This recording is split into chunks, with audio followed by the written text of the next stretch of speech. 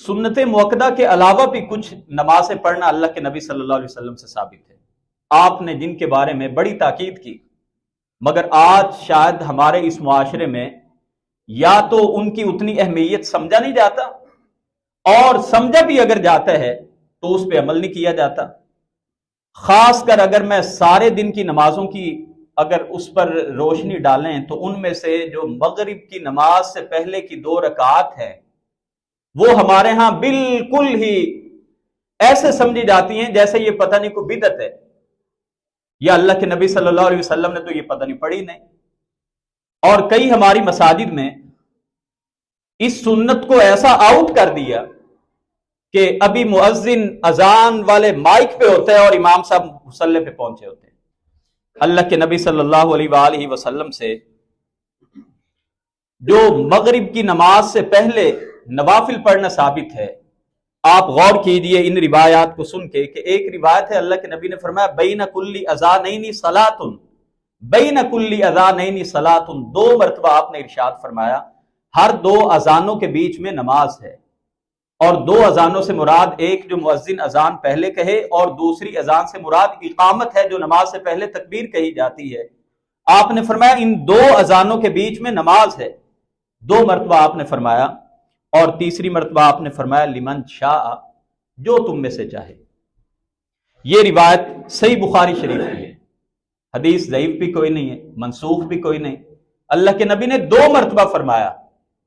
یعنی اذان کے بعد اقامت سے پہلے تم نے 2 رکعتیں پڑھنی ہیں، نماز پڑھا کرو، 2 مرتبہ فرمایا، تیسری مرتبہ فرمایا تم میں سے جو چاہے، فرض نہیں ہے۔ اسی طرح ایک اور روایت جو صحیح بخاری کی ہے،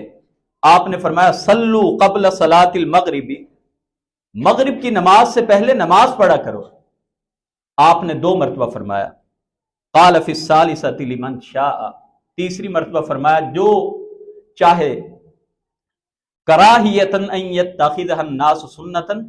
آپ نے تیسری مرتبہ یہ بات اس لیے کہی کہ لوگ کہیں پہ اس کو سنت نہ بنا لیں، لوگ اس پر اتنی ہمیشگی نہ کرنے لگ جائیں کہ لوگوں کے لیے مسئلہ ہو جائے۔ صحیح ابن حبان کی روایت ہے کہ نبی پاک صلی اللہ علیہ وسلم ان 2 رکعات کو پڑھا کرتے تھے۔ صحابہ بیان کرتے ہیں کہ عہد نبوی میں مغرب کی اذان ہو جانے کے بعد نماز سے پہلے اتنی کثرت کے ساتھ لوگ ان 2 نفلوں کو پڑھا کرتے تھے کہ اگر کوئی بندہ آتا باہر سے تو اسے معلوم ہوتا کہ شاید مغرب کی نماز پڑھی جا چکی ہے اور اس کے بعد کی سنتیں پڑھی جا رہی ہیں،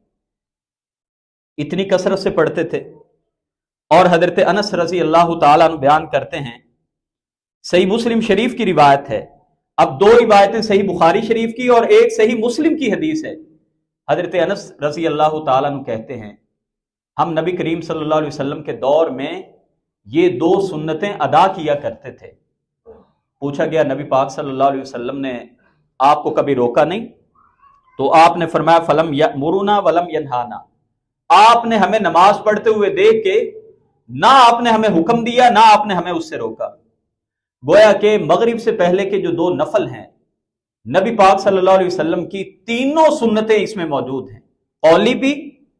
فعلی بھی اور تقریری بھی۔ قولی سے مراد یہ ہے کہ اللہ کے نبی صلی اللہ علیہ وسلم نے حکم دیا کہ پڑھا کرو، اور عمل یہ ہے کہ صحیح ابن حبان کی روایت ہے کہ آپ نے بھی ان 2 نفلوں کو پڑھا ہے۔ اور حضرت انس رضی اللہ عنہ بیان کرتے ہیں کہ آپ نے ہمیں دیکھا اور خاموش رہے، جس کام کو دیکھ کے آپ خاموش رہیں وہ بھی سنت ہوتا ہے۔ تو یہ تینوں روایات ثابت کرتی ہیں کہ مغرب سے پہلے اگر وقت ہو فرض نہیں ہے، سنت مؤکدہ میں سے بھی ان کا شمار نہیں ہوتا، مگر صحابہ کرام نے پڑھی، اللہ کے نبی نے حکم دیا، تو اگر وقت ہو تو ان 2 نوافل کو بھی کثرت سے پڑھنے کا اہتمام کرنا چاہیے۔